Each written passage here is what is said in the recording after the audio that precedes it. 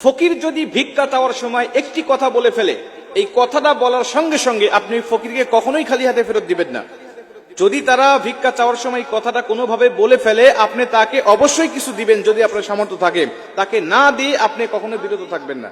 কারণ বিশ্বনবী বলেছেন, যদি কোনো ভিক্ষুক, কোনো সাইলকারী কোনো ব্যক্তির কাছে এই কথাটা বলে ভিক্ষা চায়, আর যদি সে ভিক্ষা না দেয়, তাহলে আল্লাহ পাকের লানত পড়বে ওই লোকের উপরে।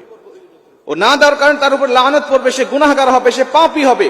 এজন্য এই বিষয়টা আমাকে জানতে হবে। কারণ আমরা রাস্তাঘাটে বের হলেই আমাদের পাশে, আশেপাশে, চতুর্দিকে কিন্তু ফকির মিসকিন সবসময় আমাদের পাশে আসে, আমাদের কাছে ডাকে এবং আমাদের কাছে চায়।